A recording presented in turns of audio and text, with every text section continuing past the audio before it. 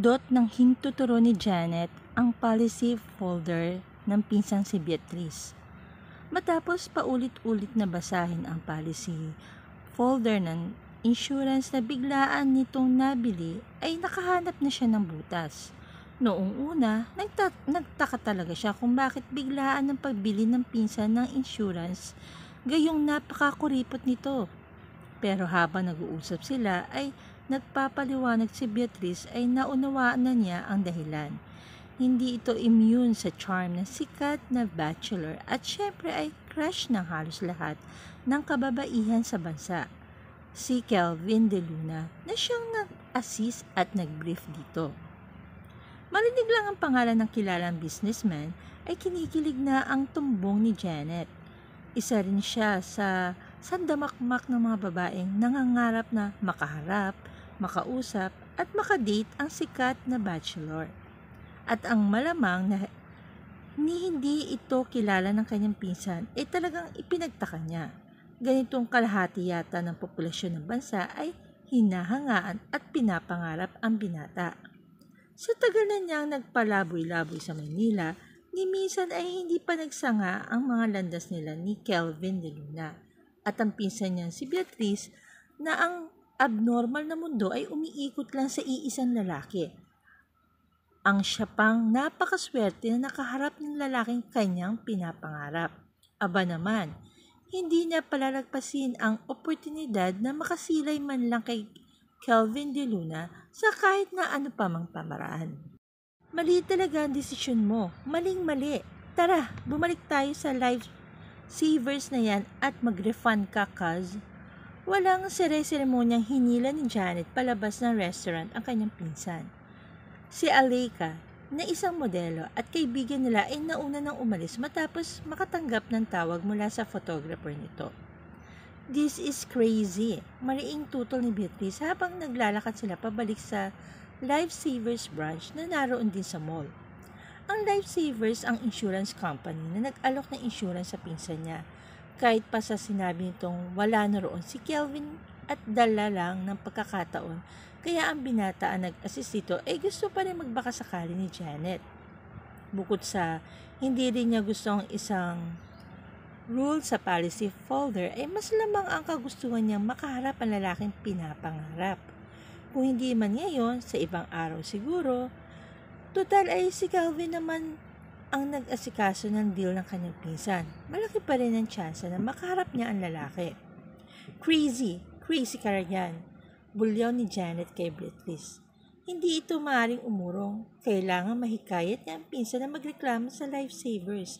Kung hindi, mawawalan parang bula ang pag-asa niyang makaharap ang Panginoon ng kumpanyang yon. Easy ka talaga, isipin mo, ikaw ang magbabayad ng interest ng sarili mong pera sa halip na sila. Come on, Trix. I-refund mo yan. Kung ilalagay mo yan sa bangko, aanak pa ang pera mo. Biruin mo, 15 years silang pakikinabangan ng perang inipon mo sa loob ng 10 taon at kapag gugustuhin mong hiramin, ikaw pa ang magbabayad ng interest. That's crazy. Nagkibit-balikat si Beatrice habang hila-hila pa rin niya ang kamay nito. Ganyan talaga, bangko eh. Alam naman niya ang bagay na yun, pero basta, yun na lang ang butas na pwedeng maging dahilan para sa kanyang secret agenda. Hindi, may mali sa kontrata, giit niya. I-refund mo yan. Hindi pa nila yan napaprocess kasi wala pa naman 3 oras nang pumirma ka. Nakakahiya sa kanila, tanggi nito. Pinagtaasan ni Janet ng isang kilay ng pinsan. Sa pagkakatanda ko ay kamag-anak ka ng kuripot na alimango na si Mr. Krabs at hindi ka makakapayag na maaksaya ang hard-earned money mo. Hindi naman talaga maaksaya kasi nahinto ito sa pagsasalita at parang napag-isip. Napangiti sa sarili si Janet. Siguro ay iniisip na nito ang mga pambubuli niya. Dapat ay mas galingan pa niya para hindi na magdalawang isip. He's not even my type. Wala sa loob na bulalas ni Beatrice. Ha? Natauhan ito. Nothing.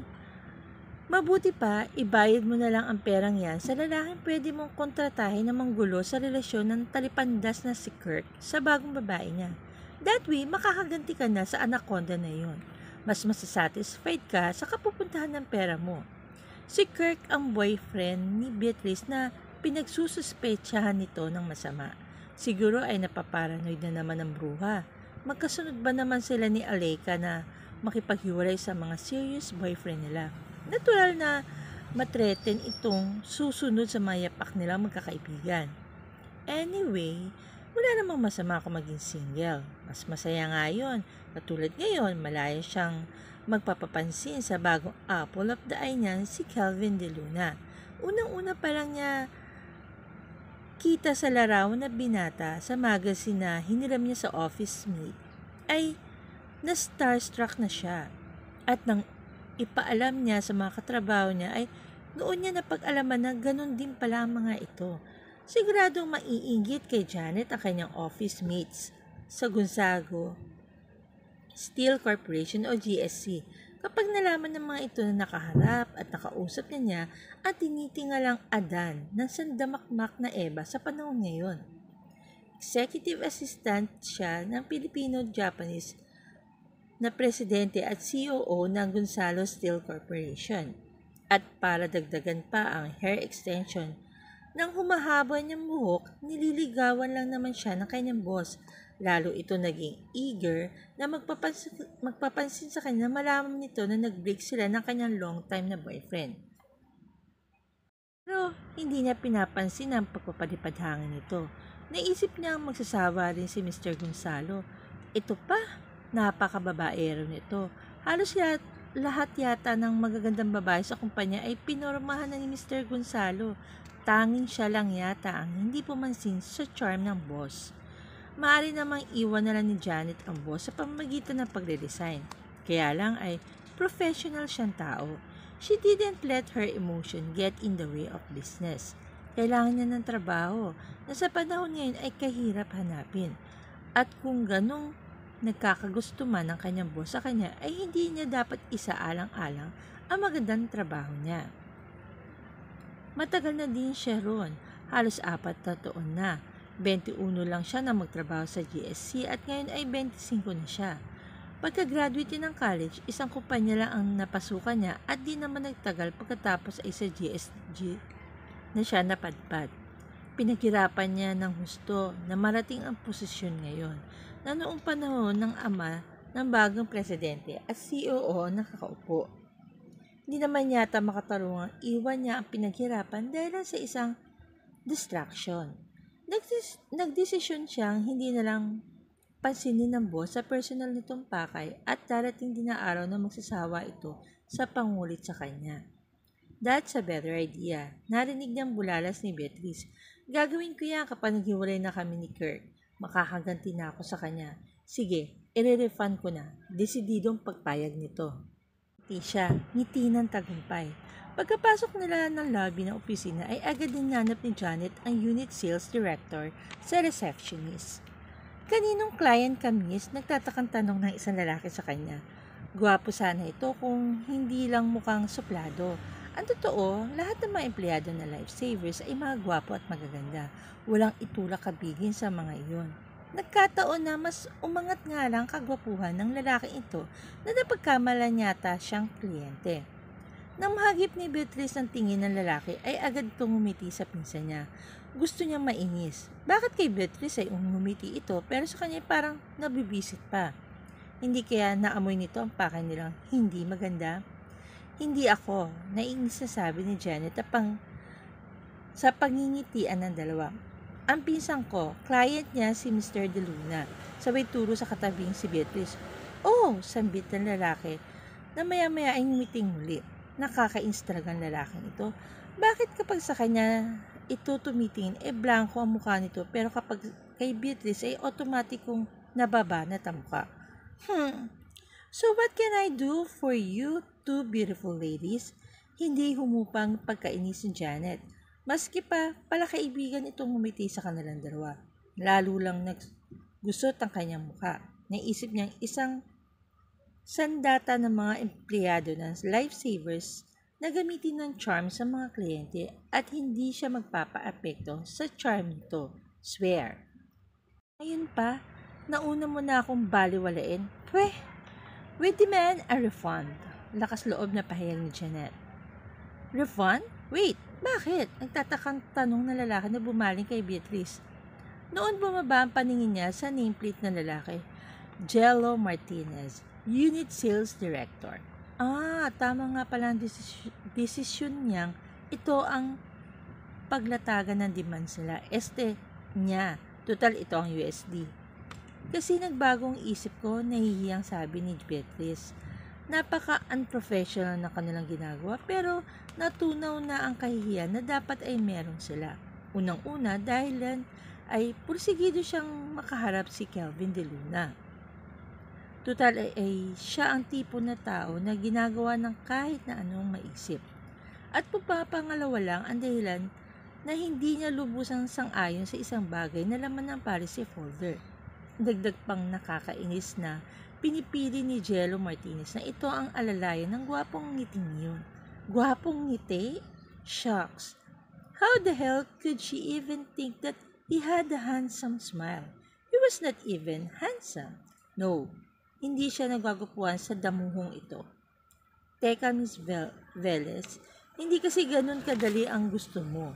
I'm sure na ipaliwanag sa iyo ni Sir ang lahat-lahat at dahil nag-agree at pumirma ka, it means na okay sa iyo ang lahat. Maswerte ka nga at ang bilis ang process ng transaction mo. Yung iba, it takes a month bago i-approve ang application. Parang gusto magpanik ng boses ni Jello habang nagpapaliwanag. Isip niya ang sumingit. Baka kasi mabilog na naman ng ulo ni Beatrice. Siyempre, binadali nyo na kasi alam niyo na birthed lang ang pagpayag ng pinsang ko. At syempre, sayang naman kung pakakawalan kliyente na rin mauuto nyo. Binalingan siya na parang nagtitimping si Jello. I think I know why you've changed your mind. Miss Velez, mahinahon pero maliing sabi nito sa kanya pa nakatingin. Siguro kung kaya siyang tirisin ay ginawa na nito. Excuse me, are you accusing me? Angal nito. Did you? Tumaas ang isang surok sa mga labi ni Jello. And it was distracting. Ang sexy ng mga labi nito na kapag ganong umiikas, gusto tuloy mawala sa focus ng utak niya. Naroon sila para mag-demand ng refund at hindi para pagnasaan ng mga labi ng damuho. But Janet snapped. She didn't want to entertain the strange feeling triggered by the sight of his lips. Binaliwala naman siya ni Jello at muling hinarap si Beatrice. Miss Velez, siguro naman aware ka na hindi ka pwedeng basta na lang i-cancel ang contract mo sa amin dahil kailangan mo nang malaman ni Sir Kelvin. Besides, direct line ka niya. Actually, hindi naman niya trabaho yon pero dahil masyadong matulungin sa amin at masinop sa kliyente ang boss, kaya inassist ka na rin niya. So, ibig sabihin na hindi ko pwedeng pakialaman ang transaction mo. Call your boss then, malarin ang utos ni Janet. How dare this arrogant beast ignore her? Ba't ka ba nakikialam? Hindi naman ikaw ang involved dito. Para bang hindi nakapagpigil na sabi ni Jello. Kahit hindi ito nagtataas ng boses, sapat na ang mga salita para mahulaan niya na naiinis na ang binata. Pero malas na lang ito dahil hindi siya nag-threaten. Wala siyang balak sumuko. Pinsan ko siya at may karapatan naman ako magpayo at magbusisi sa kung ano pinurchase niya. No, masyado pa naman itong mabait at considerate employees na tulad nyo, kaya kahit labag sa loob, oo na lang siya. Pansin ni Janet na biglang naging mas tahimik sa labi kung saan naroon ng iba pang insurance agent. Pero anong pakialam niya? Hinahamon siya ni Jello ng word war at wala siyang balak umurong. Is that true, Miss Velez?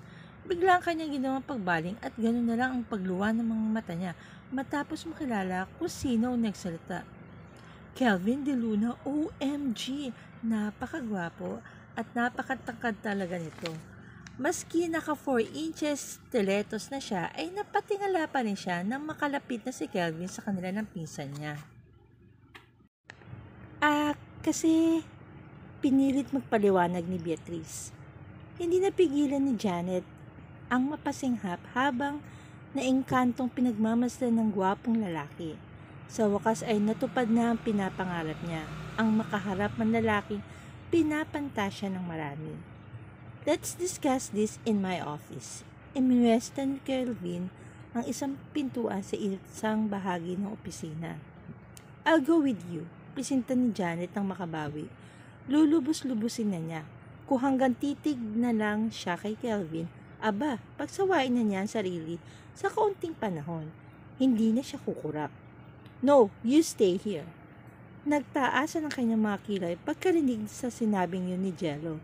How dare this man interrupt her fantasy? Nakakadalawa na ito Isa na lang at bibinggo na ito sa kanya. Naibaling si Kelvin kay Jello na parang tinatanong kung magkakilala sila. No, at wala siyang balak na kilalanin ang damuhong lalaki. Ako na po ang mag-aasa sa kanya, sir. Magpinsan daw sila, paliwanag ni Jello. Okay, matipid na sagot ni Kelvin. Pagkatapos ay nilapitan si Beatrice saka inalalayan sa siko papasok sa private office nito sa branch na yon. Nakadawa ng inggit si Janet, pero hindi nakaligtas sa kanya ang uneasiness ng pinsan. Something might happen to Beatrice. She was sure of it. She could sense it. Ang gwapo talaga ni Kelvin. Kahit professional ang dating, nakakabaliw pa rin. Could you please take a seat here, miss? We'll have our own discussion. Naputol ang boses na yon ang pagtingin niya sa dalawang papalayo. Naiinis sa binalingan niya si Jello. Mukhang napipilitan lang din itong i-assist siya. Alam niyang iyon base sa pasasalubong ng mga kilay nito. At para dagdagan pa ang kabibisita ni Jello, nilapitan niya ang bintana at inungusong isang silya sa harap ng desk nito. Jello rolled his eyes but immediately pulled a chair for her. Napangiti siya, siguradong dagdag pang asarit dito. Hindi lang magawang umangal.